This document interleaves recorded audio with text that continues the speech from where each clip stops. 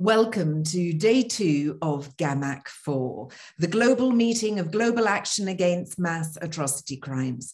My name is Claire Dool and I'm your Master of Ceremonies. And welcome, a really big welcome to all of you who are joining us from around the world. We're looking forward to hearing from you, so do make your comments in the chat and also ask questions in the Q&A. And of course, tweet using the hashtag #PreventionPaysOff and the Twitter handle @GAMAC_org. While we're waiting for a few more participants to arrive, I'm going to share with you a bit of information about interpretation. If you were with us yesterday, you'll know that this event is in French and Spanish. So if you were with us yesterday, or if you weren't, here are just a few memorable quotes from the panels that we heard. And what did we hear? We heard during the one that I moderated on addressing hate speech in an era of intolerance, the Assistant Director General for Information and Communication at UNESCO, Taufik Jelassi, said, "We need to tackle the supply and demand side of information. Hate speech may start online, but the impact often happens offline." OSCE representative for media freedom, Teresa Ribeiro, picked up on that point, that there's nothing virtual about harassment. And she said women in journalism and politics were leaving their profession due to this harassment and, in fact, to protect themselves. Professor David Kaye from the University of California said that we needed greater public oversight into what social media companies are doing, and that these companies are starting to realize that it's bad for business if they leave hate speech on their platforms. During the discussion on hate speech as a precursor to genocide, Lieutenant General Romeo Dallaire, who led the ill-fated UN peacekeeping force in Rwanda during the genocide, said, "We need a movement of youth, the core users of digital platforms committed to reinforcing the strength of digital media and who can prevent the social media companies from going rogue." Susan Benesch, director of the Dangerous Speech Project, said deleting inflammatory content will never work. The key is educating users to resist it. So those were some of the highlights from yesterday. I hope that you were able to attend this morning's workshop. We started with one on women legislators against racism, hate speech, and discrimination. So let's see the Miro board with the key highlights. You can see them there, I hope. That it's very obvious what those key takeaways were. And we can see that UN report in 2019 that over half of women in politics in Ecuador have been victims of discrimination in their professional capacity, and that civilians need to know the laws protecting them, especially women, to bring cases to tribunals. And that targeting women is often a strategy to silence women political opponents. I'll let you take just a few moments to take in some of those takeaways from that workshop.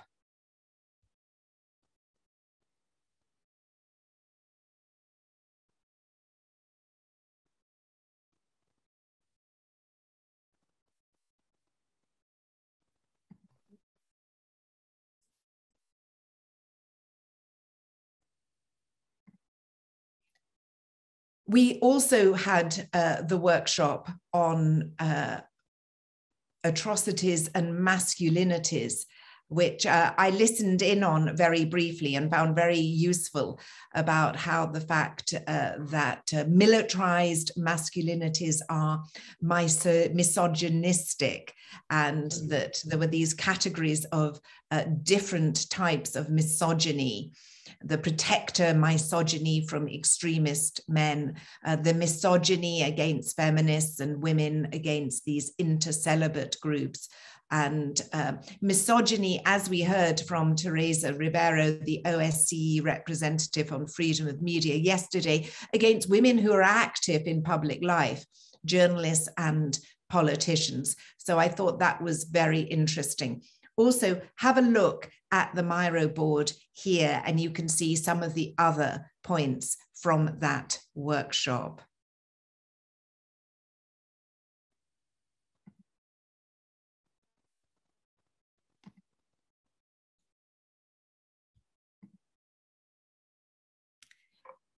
So there was a third workshop, which also has only just finished, and that was on mobilizing youth against discrimination, hate speech, and incitement. So let's see some of the key takeaways on the Miro board from that workshop.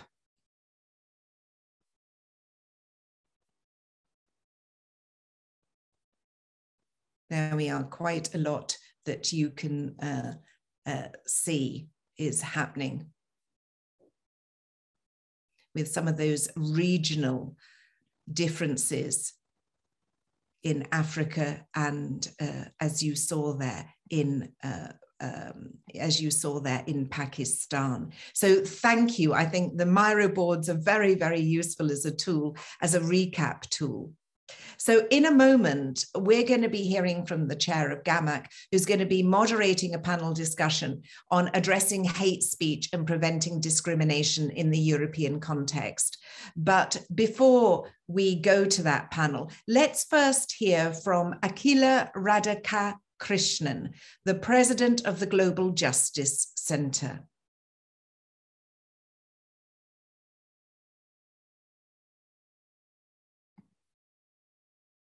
And I'm hoping that we're going to have a video that's being played in of her. Please just wait and we'll see whether we're going to hear from her.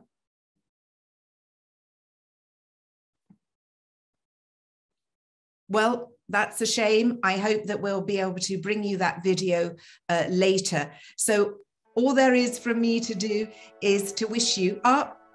It's coming just as I speak. It's because if you don't share it that way. Right? Hello from New York City and welcome to GAMAC 4.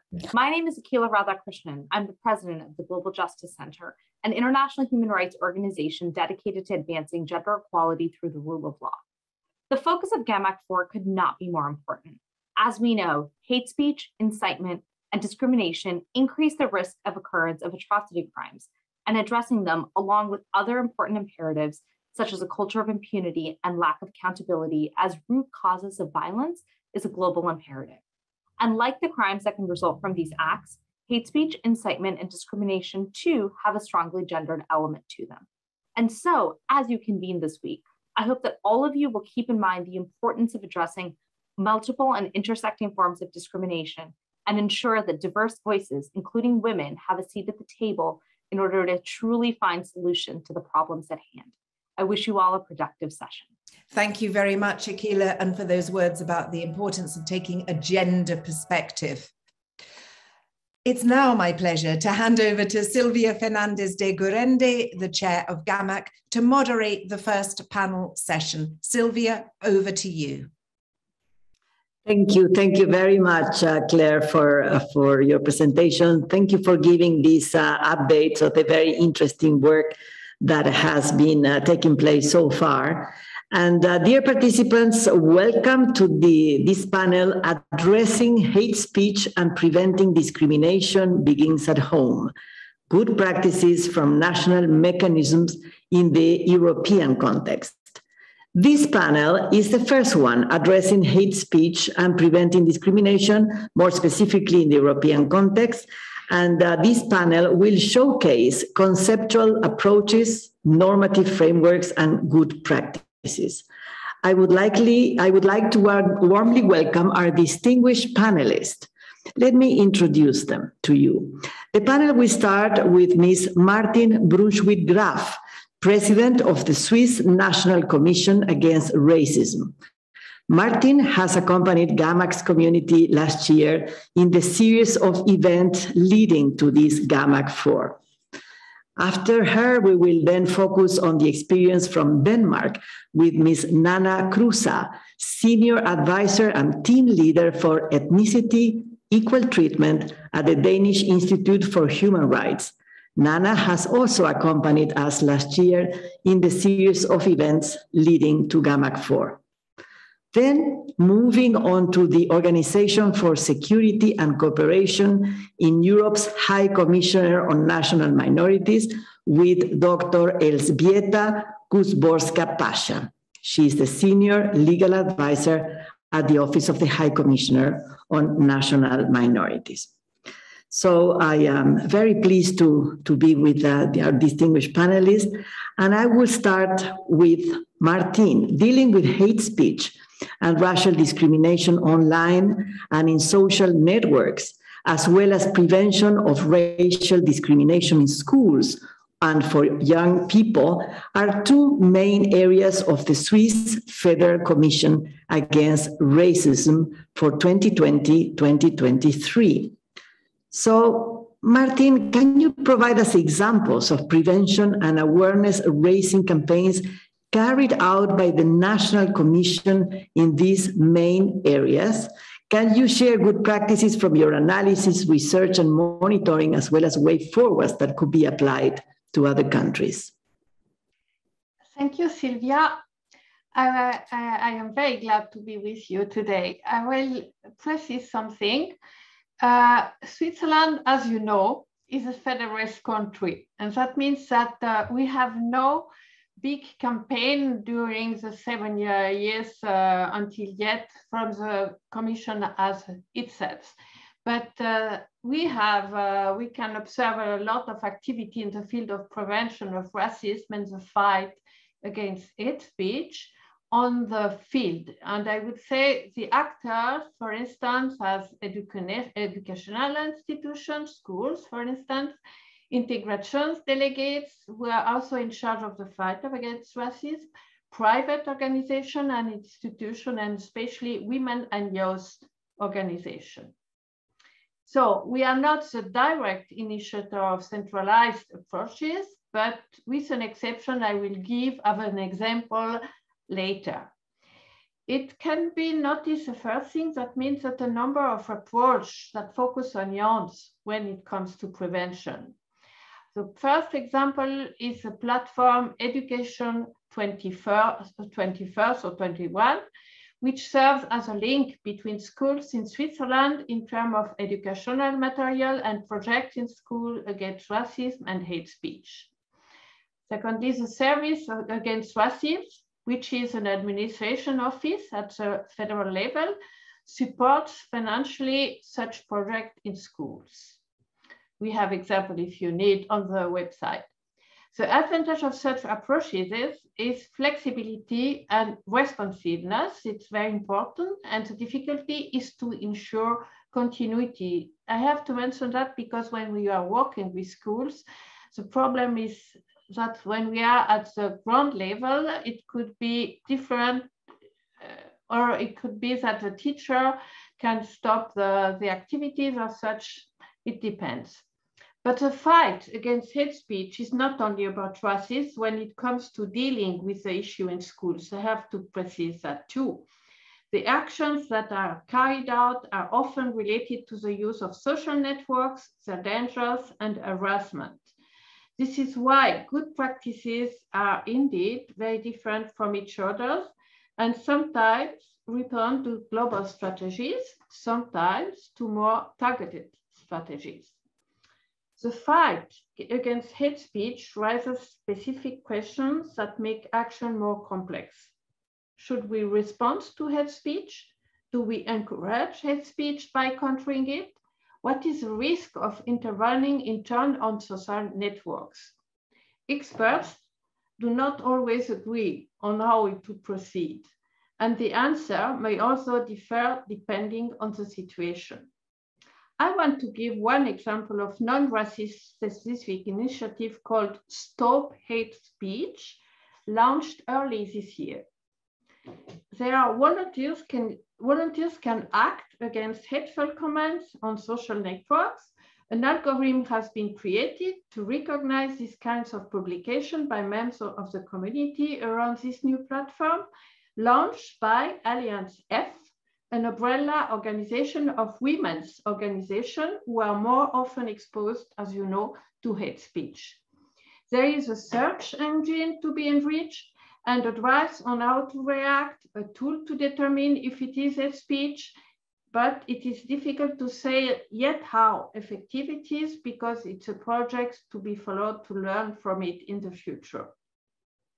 So I have to mention that fight against online and social media hate speech is only beginning in Switzerland too.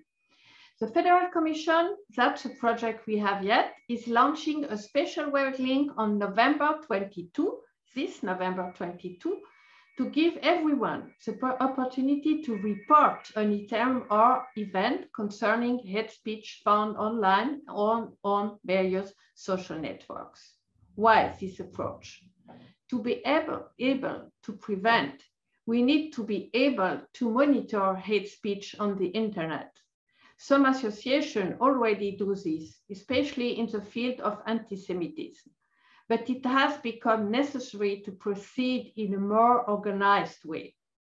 The idea is to create a database, but it is also to offer the possibility to those who report an episode concerning hate speech of racist nature to be able to benefit, if they wish it, of advice and appreciation on behalf of the Commission. This can range from how to report the event to the media concerned to a more legal approach when it warrants about report to the courts. In the latter case, the Commission will not intervene directly, but can advise the person. This operation, which begins on November 22, also had another aspect of good practice. A private school in Geneva, active in communication and marketing training, which had noticed manifestation of hate speech in its establishment, decided to fight on several fronts, notably through internal awareness operation. For instance, a webinar, and we were present as a commission at this event, but also above, all it decided to entrust the students of the school with a mandate for a concept for the dissemination of the new hate speech reporting link launched by the Commission on November 22. It will be the students of this school who will propose a communication concept that will be implemented on behalf of the Commission. This will give them the opportunity to experience the fight against hate speech in a practical and professional way. Finally, as I said at the beginning, Switzerland is a federalist country.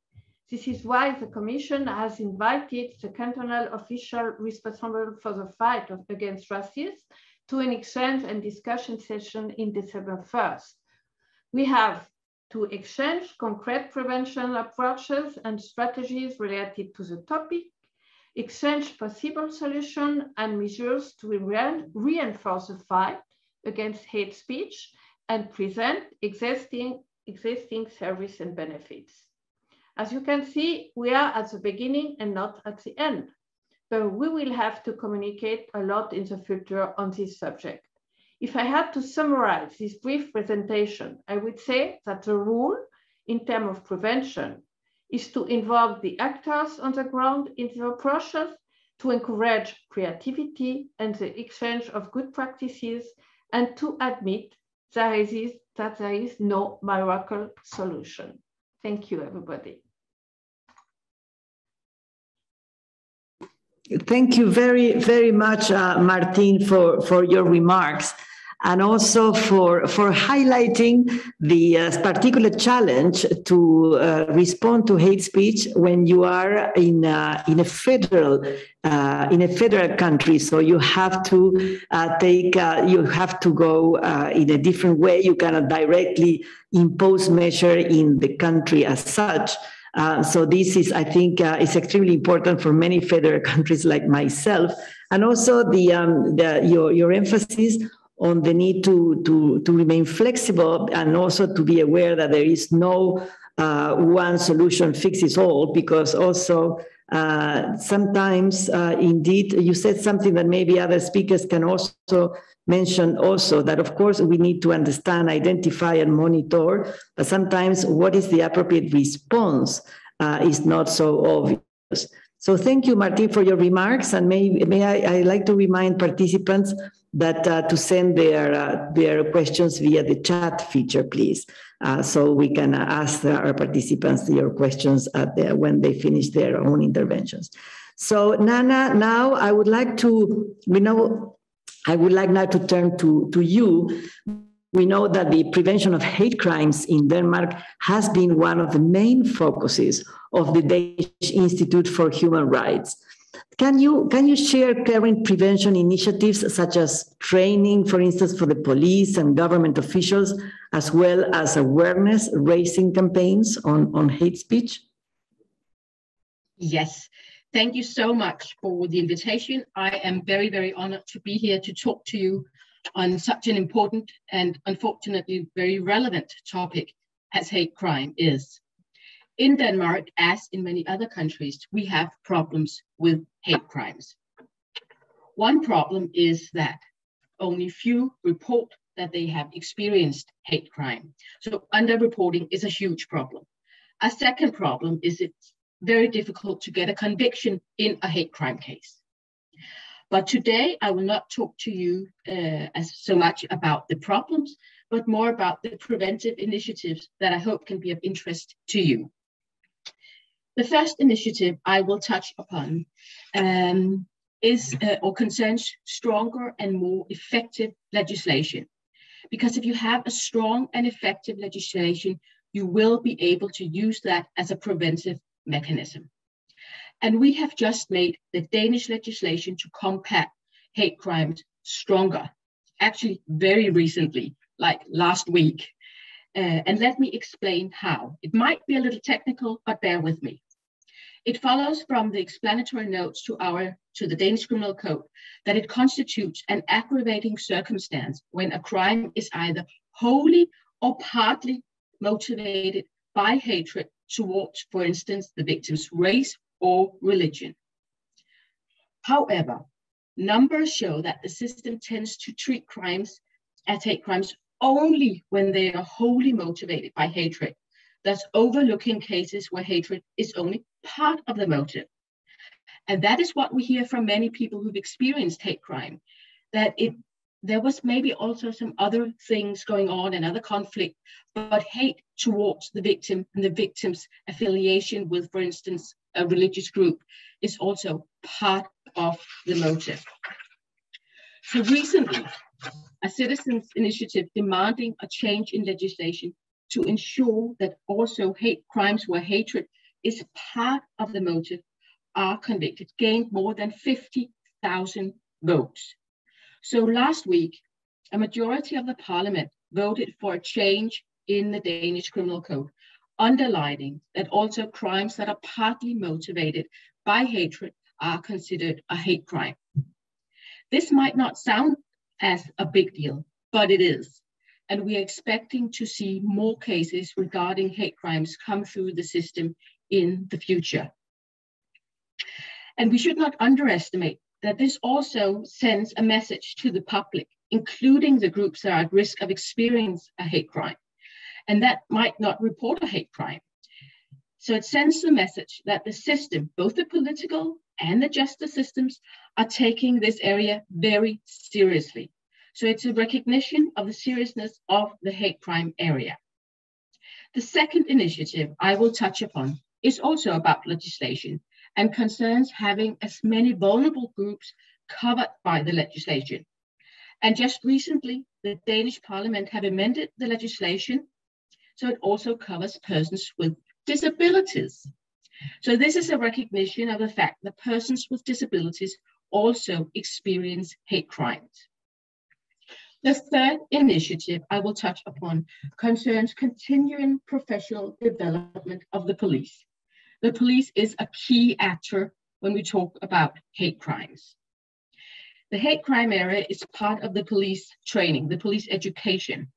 However, it is also possible for a policeman or a policewoman, after he or she has been in the field for a number of years, to take a one-day course on hate crimes, that will give an insight into the complexity of the hate crime area.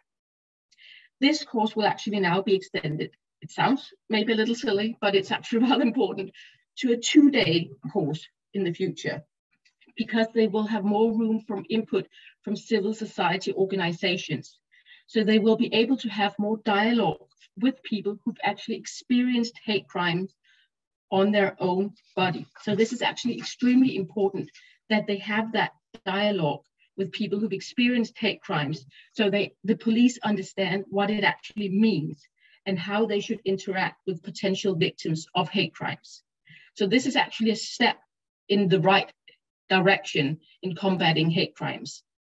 The fourth initiative I will touch upon is dialogue with the police. For instance, we've just had the World Pride in Copenhagen here in August, and as a preparation for that big event, the police had meetings with different NGOs in order to address how they could provide the best protection during the Pride. So the fact that the police actually contacts civil society organization, NGOs, saying, how can we make sure that we help by preventing hate crimes to occur during the World Pride? So they actually, in cooperation, could actually plan how they could address hate crimes during the Pride. And the fifth and final initiative is not so much about prevention as how to recuperate if you've experienced a hate crime. It is a project called Rooted, which is a therapeutic course for adults with an ethnic minority background who felt the consequences of hate crimes and racism. And I'm mentioning this here because even though I hope that the other initiatives I have mentioned will go a long way to ensure better protection, there will unfortunately still be people who've experienced hate crimes, and maybe and hopefully Rooted will be able to help them. So this was just very, very briefly a couple of initiatives, preventive initiatives that I've been able to talk about from Denmark. Unfortunately, we do not do very much campaigning, but maybe that will come in the future. But thank you so much for your time.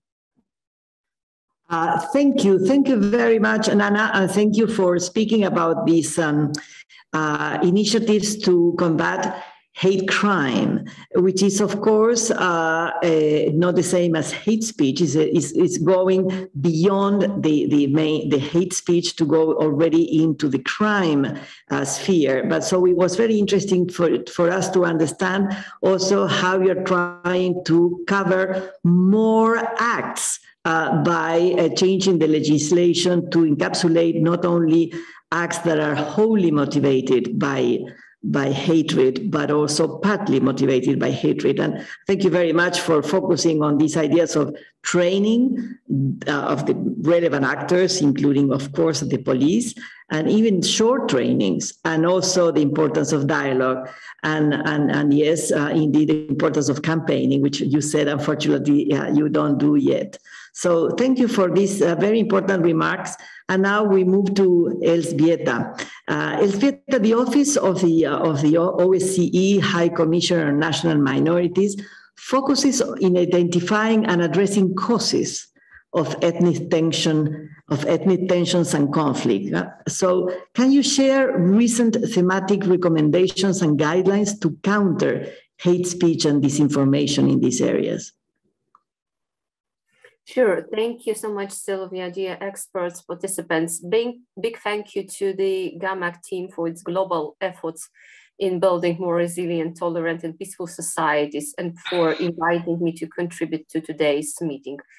Also, perfect timing of this event, as today we also celebrate International Day for Tolerance. So today I would like to share my experience and the experience of the OSCE High Commissioner on National Minorities in addressing hate speech and preventing discrimination, because from our experience, no society is immune from hate speech and discrimination. I would like to paraphrase a bit the theme of this session, addressing hate speech and preventing discrimination begins at home. I would say that it starts at the highest political level. with the understanding among the political elites that the effective policy approaches to address hate speech and prevent discrimination are crucial and contribute to more peaceful and safe societies. So in brief, what we need along with effective policy approaches at the highest level is practical, concrete actions to address racism within local communities, countries, regions, and international institutions. Because available data reveals that 3/4 of hate speech targets are minorities. There's also an important gender dimension here that is perhaps not always fully appreciated. And I would like to highlight it today. Women in general and women who belong to minorities can easily become the targets of not only discrimination and hate speech, but also other forms of abuse, sexual violence, and human trafficking. So from HCNM's perspective, hate speech, racism, xenophobia, and other forms of discrimination are clear warning signs that we need to do much better in supporting integration processes in our societies. Is there one effective policy approach to address hate speech, racism, discrimination, and xenophobia? The brief answer is no, because the effective policy approach to address racism, hate speech, and discrimination should be tailor-made and depend on specific circumstances of the given society. While there's no one policy approach, there are some policy elements that contribute to more tolerant and peaceful societies. That's to the extent possible, preventing the instances of discrimination and racism. And here I would like to bring your attention to the existing 9 sets of the HCNM's recommendations and guidelines. They draw their authority from the experience of over 25 years of the office and subsequent high commissioners in implementing conflict prevention mandate. And from that experience, we can single out specific elements that could help addressing hate speech, racism, and discrimination. And after my presentation, I will share in our chat a link to those recommendations. In brief, the HCNM Ljubljana guidelines, for example, on integration of diverse societies, also the Hague recommendations regarding the educational rights of national minorities, Oslo recommendations regarding the linguistic rights of national minorities, the Lund recommendations on the effective participation of national minorities in public life.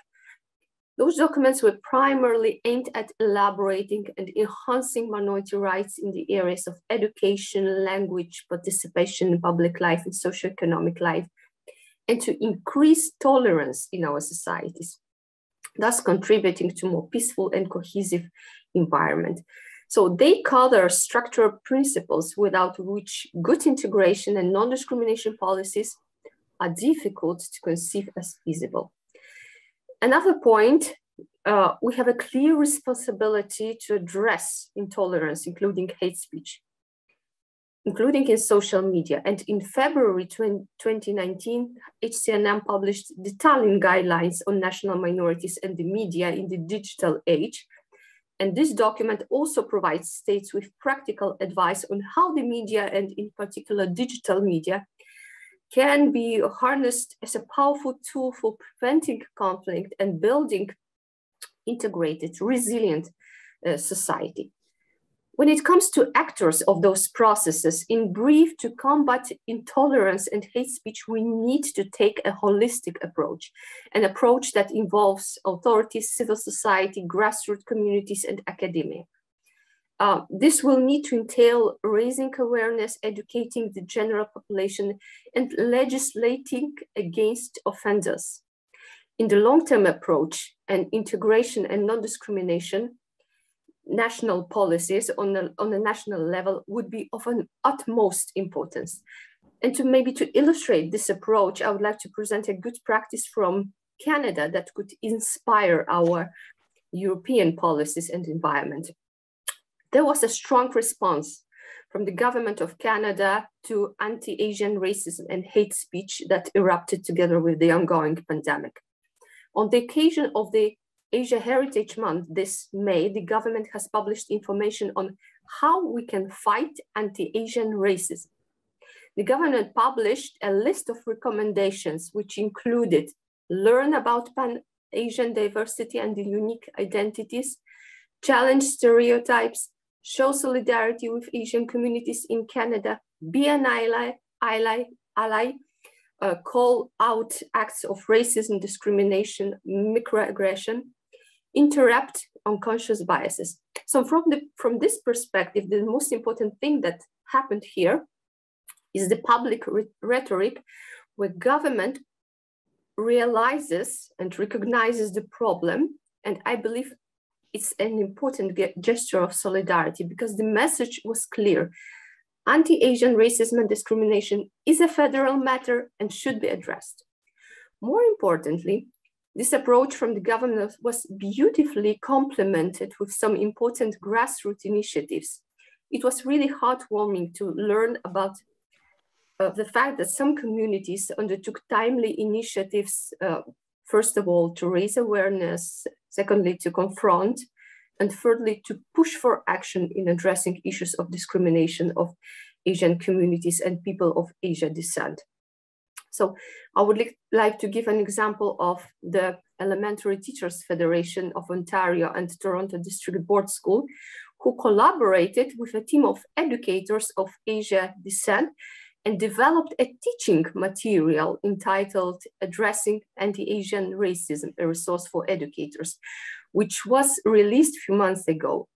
And this document supports teachers, school leaders in deepening their knowledge, in redesigning curriculum, in shifting classroom conditions and creating school spaces to address anti-Asian racism during COVID-19 and beyond.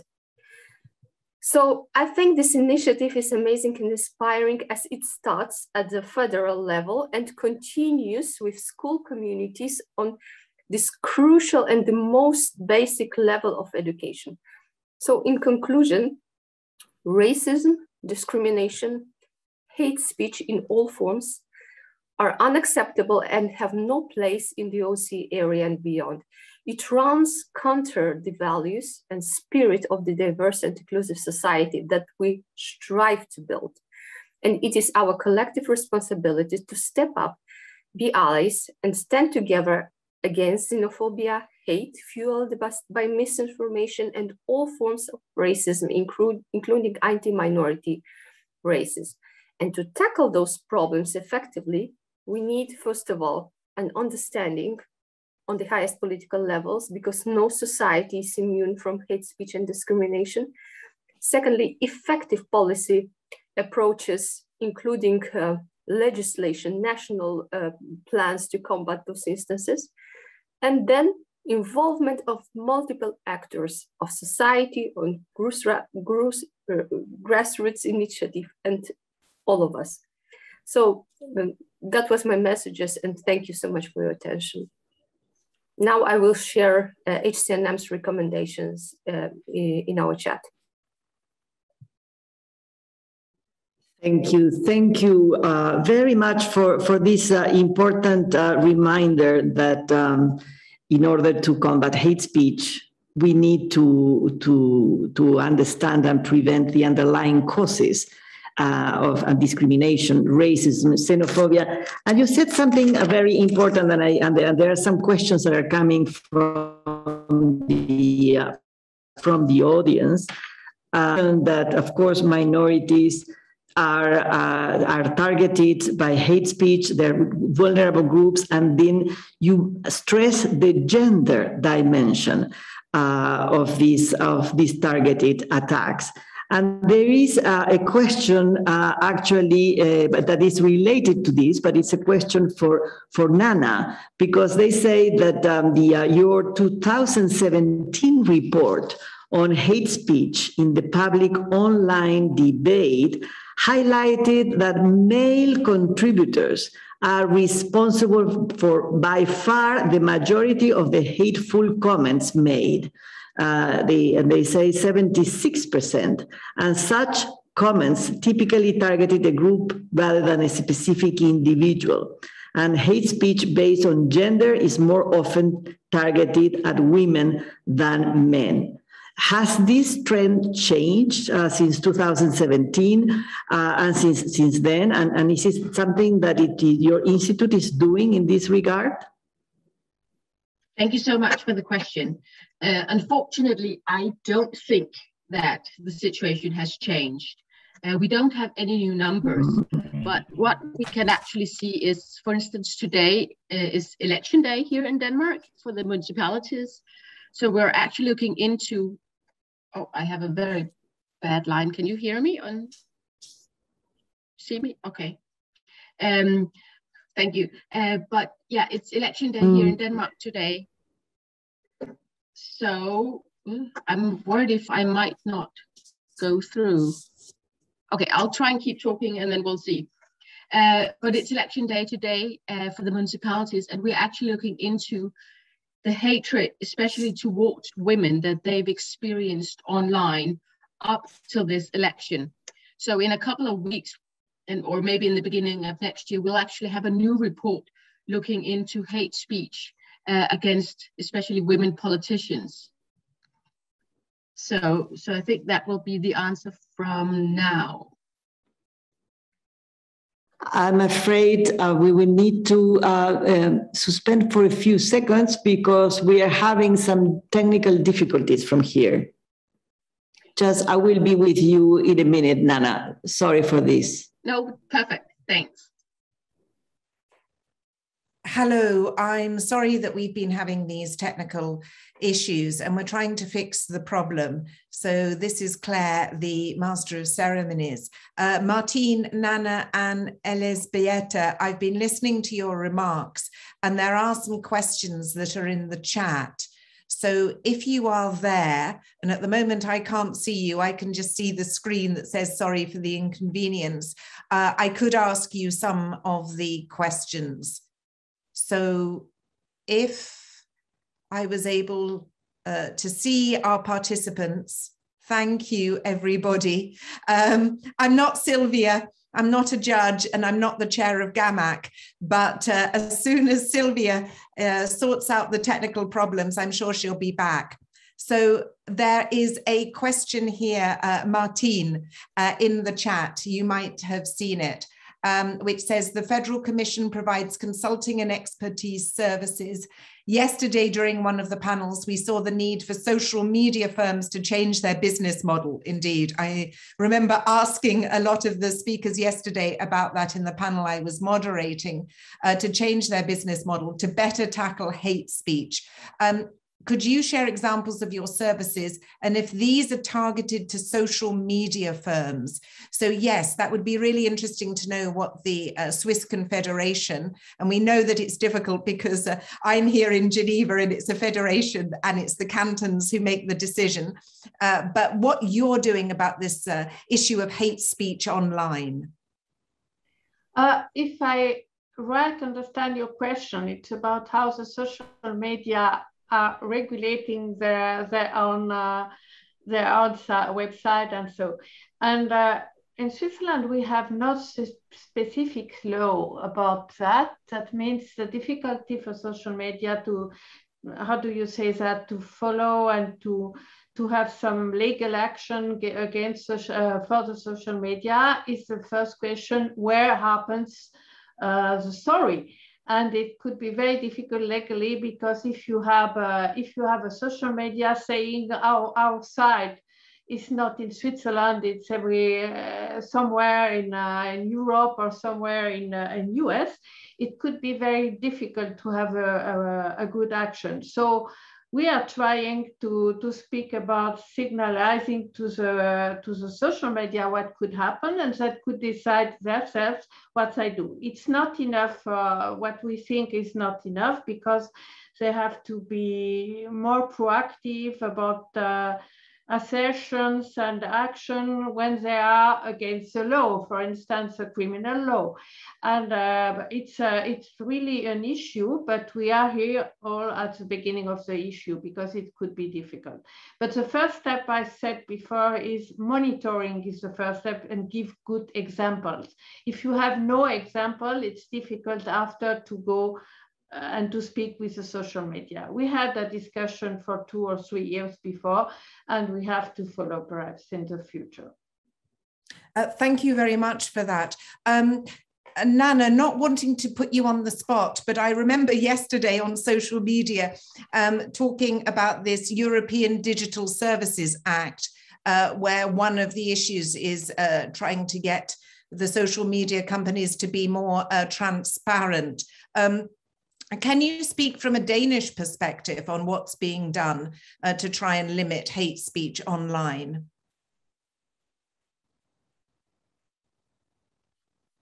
Yes, I can say a little bit about it, but I think it very much goes to, and this doesn't fix all of it, but to moderate, that they have to be better at moderating what goes on online. So instead of, hatred, how do you say that, makes more hatred. So if when you see like the threats going down and you see like one hateful remark and another one, so we want them actually to be much better at moderating it very, very fast, in order for it to actually to stop and saying, okay, we do not want platforms where we have hate speech. If it was out on the street, we would say stop. We would say, well, this is probably illegal. We can actually file a report to the police.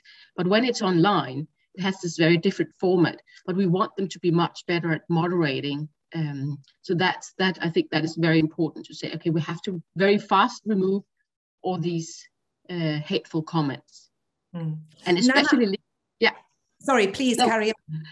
No, I was just going to say, especially these days, as I said before, we have election today for the municipalities, and we see that a lot of the female candidates actually experience a lot of hate online, and it makes them want to, draw back from democratic participation.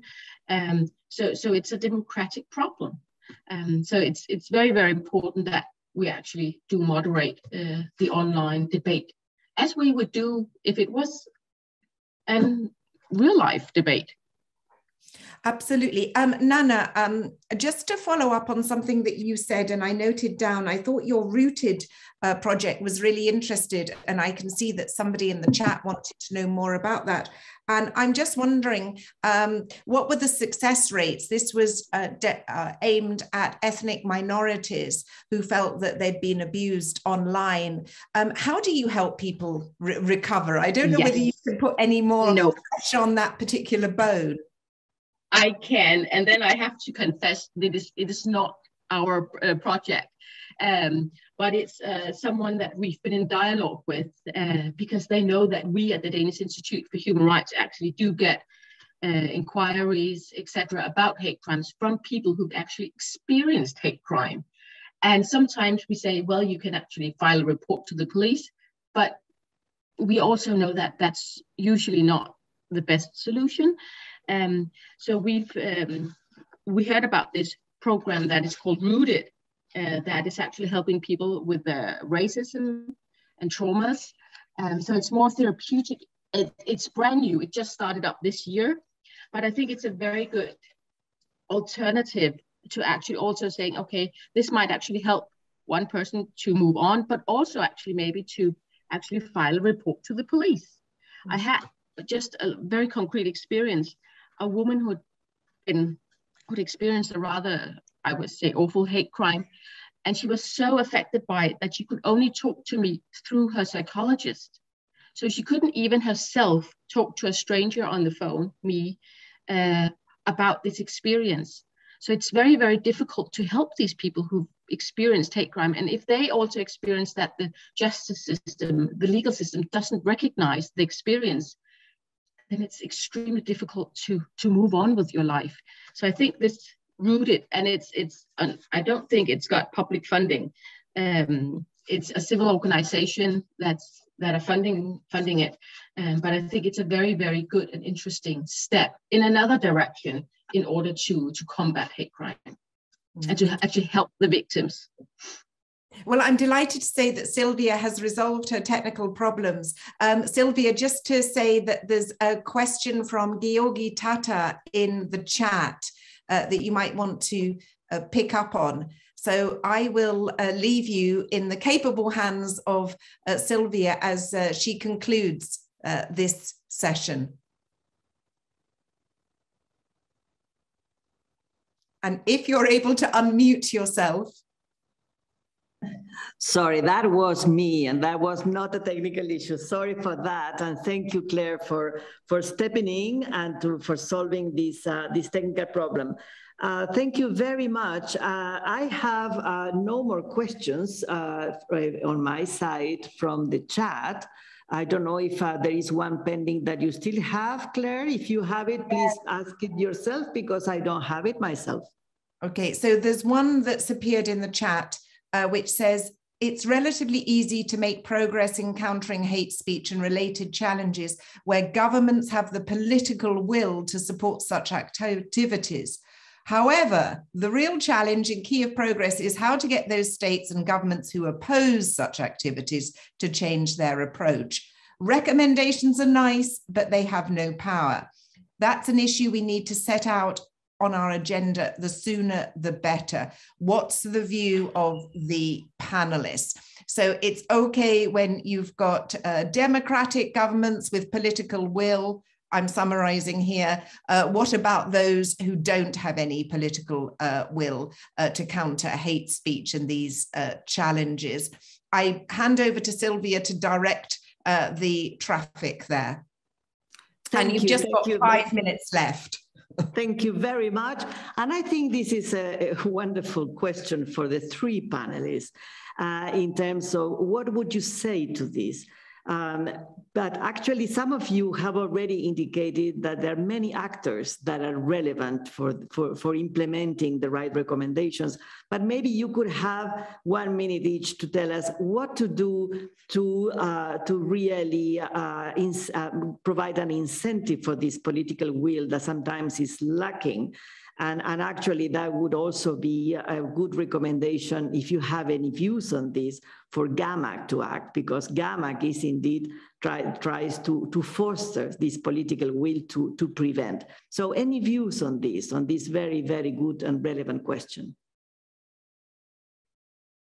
Yeah, can we answer? Who wants to start? Yes, yes, please, go ahead. Because I am an old politician, that's the reason, because I can try to give an answer. But I think it's very important to see, you can have parliament, could be useful in some action, but at the end of the day, it's a civil society.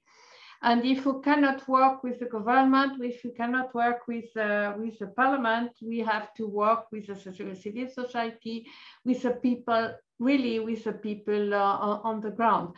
And that's a reason, because I explained at the beginning, it's so important to have the point of view and the action of different associations, institutions, human rights people, and others, and that can be very helpful. And suppression is the only way of action if you have government who don't hear the things.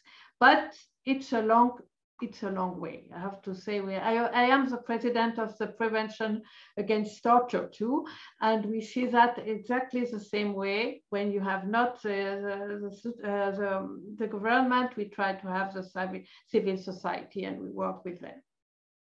Thank you very much. Thank you, Martina. Nana, or? Yes, what difficult, yes. I can just take it for a minute, but what a very difficult question to end the session with. But as Martine says, there are many different actors involved in combating hate crimes. And even though today I've talked about the preventive initiatives we have here in Denmark, we have many problems as well.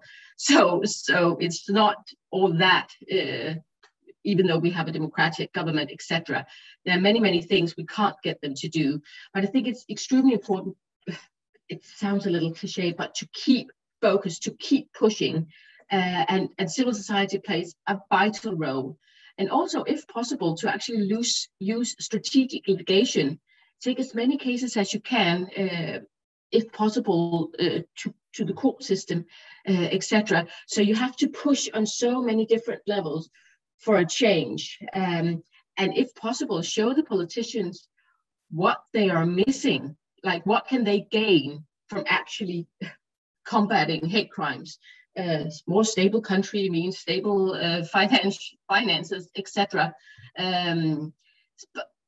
But you're in it for the long haul, and it's extremely important to just keep fighting. Thank you. Thank you very much for this, Elżbieta. Thank you so much. On prevention, to complement what was just said, as a strategy, I would propose to tackle this problem from a different angle and maybe to encourage, to assist this particular government on the level of education. So education from our HCNM's perspective is the most powerful instrument in promoting positive narratives and countering those stereotypes that, you know, lead to hate speech, hate crimes. So from teaching about young people about cultural diversity, societal pluralism, problem of the hate speech, its consequences, gender biases, to foster tolerance and non-discrimination. So it's also central in wider integration and non-discrimination policies and processes, this education angle. That's why the youth is at the forefront of our long-term conflict prevention efforts. In our office, we often emphasize the importance and value of including teaching about human rights, minority rights, and tolerance, and promoting this diversity and pluralism in schools' curriculums. We also encourage teaching about histories and cultures of the minorities that reside in particular countries. It also contributes to strengthening understanding and tolerance and mutual acceptance. So maybe if we cannot in this particular political environment tackle problem of hate speech, hate crimes directly, maybe we could try through initiatives, through assisting political elites, the government, to tackle it through this different angle of education, building